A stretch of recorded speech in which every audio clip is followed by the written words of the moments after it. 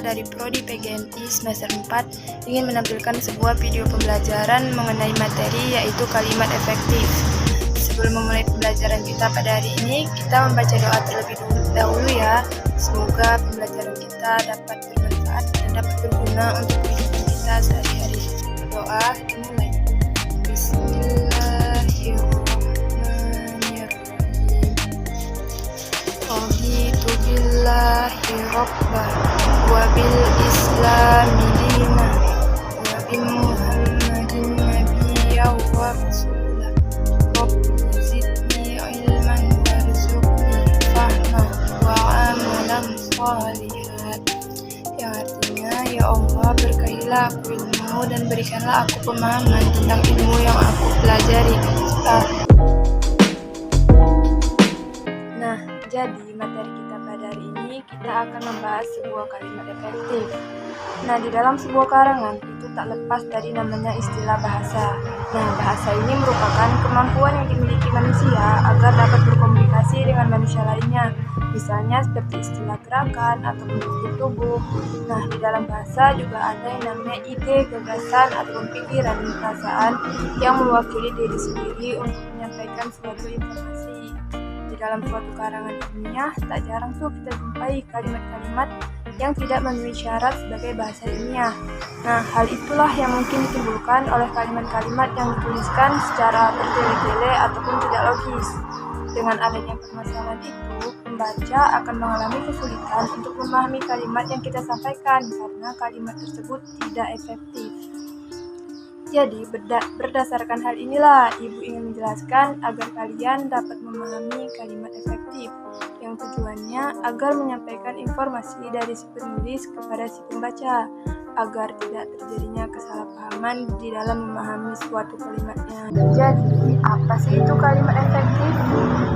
Kalimat efektif merupakan kalimat yang disusun menurut kaidah-kaidah yang berlaku. Misalnya kayak unsur-unsur yang wajib dimiliki oleh setiap kalimat itu adanya subjek dan predikat yang memperhatikan ejaan yang disempurnakan dan menentukan istilah yang tepat pada suatu kalimat tertentu. Di materi selanjutnya kita akan membahas tentang unsur-unsur dalam sebuah kalimat efektif. Yang pertama ada namanya subjek. Subjek merupakan bagian kalimat yang menunjukkan adanya pelaku, tokoh, ataupun hal yang menjadi pokok pembicaraan. Subjek dapat berbentuk kata benda ataupun kata kerja. Contohnya seperti di dalam sebuah kalimat, Dina membaca buku di perpustakaan. Kata Dina menunjukkan adanya pelaku yang melakukan suatu objek, yang artinya adanya pelaku yang sedang melakukan sebuah pekerjaan.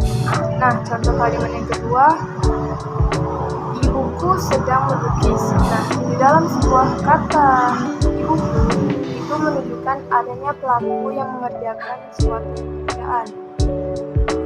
Unsur yang kedua ada namanya predikat. Predikat adalah bagian kalimat yang menyatakan tindakan atau keadaan yang dilakukan oleh si subjek tadi. Predikat ini biasanya berbentuk kata kerja, kata benda, kata depan, atau kata sifat. Contohnya seperti Paman memetik mangga di halaman. Kata memetik ini merupakan sebuah tindakan ataupun pekerjaan yang dilakukan oleh seorang subjek. Unsur yang ketiga ada namanya objek. Objek merupakan unsur kalimat yang melengkapi kata kerja sehingga terletak langsung di belakang predikatnya. Objek dapat berbentuk kata benda ataupun frasa kata benda. Contohnya misalnya seperti ibu berbelanja sayuran di pasar. Nah, jadi maksud dari kalimat tersebut yaitu ibu sedang berbelanja sayuran di pasar, di mana kata sayuran merupakan sebuah objek yang dilakukan oleh ibu tadi. Materi kita selanjutnya kita akan membahas unsur pelengkap. Nah, unsur pelengkap ini merupakan bagian kalimat yang melengkapi predikat. Letak pelengkap umumnya di belakang predikat yang berupa kata kerja. Di samping itu, letak pelengkap tidak selalu persis di belakang predikat. Apabila di dalam kalimatnya terdapat objek, letak pelengkap menjadi di belakang objek, sehingga urutan penulisan terdapat di bagian kalimatnya menjadi subjek, predikat, objek, dan setelah itu baru pelengkap. Contoh kalimatnya seperti Andi menuduh temannya pelaku pencurian, di mana kata Andi merupakan subjek yang melakukan dan kata menuduh merupakan predikat yang suatu bentuk tindakan, dan kata temannya merupakan objek yang menjadi tujuan utama dari suatu tindakan, dan yang kata pelaku pencurian itu termasuk pelengkap. Materi selanjutnya ada unsur keterangan. Nah, unsur keterangan ini merupakan unsur kalimat yang memberikan informasi lebih lanjut tentang makna dari sebuah subjek ataupun predikat. Unsur keterangan dibagi menjadi 4, yaitu ada keterangan waktu, keterangan tempat, keterangan suasana, dan keterangan cara. Yang pertama, kita akan membahas keterangan tempat. Keterangan tempat merupakan kata yang menerangkan suatu tempat terjadinya peristiwa ataupun kegiatan tertentu. Contoh kalimat dari keterangan tempat seperti misalnya, ibu memasak di dapur. Nah, kata di dapur itu merupakan keterangan tempat yang dilakukan oleh si ibu ketika memasak. Nah, contoh kalimat yang kedua, ayah membaca koran di ruang tamu. Kata di ruang tamu itu menunjukkan keterangan dari tempat di mana ayah sedang membaca koran di ruang tamu. Nah, materi selanjutnya ini ada keterangan waktu. Keterangan waktu merupakan kata yang menerangkan waktu terjadinya suatu peristiwa yang dilakukan oleh si subjek.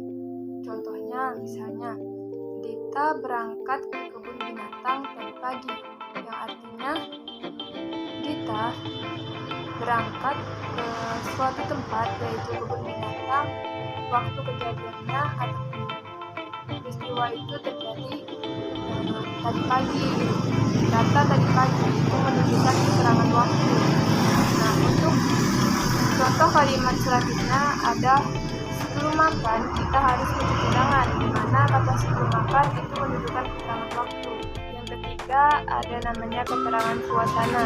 Keterangan suasana merupakan kata yang menerangkan ataupun yang menunjukkan adanya suasana atau situasi dari adanya suatu perbuatan. Contohnya kayak suasana malam itu sangat sepi. Nah, kata sepi di sini merupakan suatu kata yang menerangkan atau yang menunjukkan suasana yang sedang berlangsung. Nah, contoh yang kedua seperti kami melihat pemandangan pantai yang sangat indah. Kata sangat indah di sini menunjukkan adanya suatu situasi yang dilakukan oleh si subjek jika sedang memandangi suatu pantai. Dan yang keempat, ini ada namanya keterangan cara. Keterangan cara merupakan kata keterangan yang menjelaskan cara pada suatu aktivitas atau kegiatan yang sedang berlangsung. Biasanya, kata keterangan diikuti kata dengan atau secara. Contohnya, kayak lari itu berlari dengan kencang.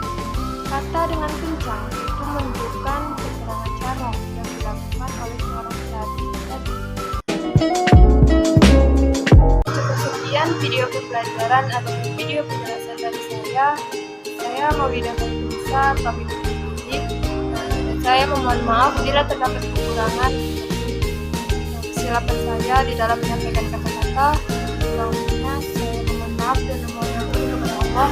Saya akhiri wabillahi taufiq wal hidayah. Wassalamualaikum.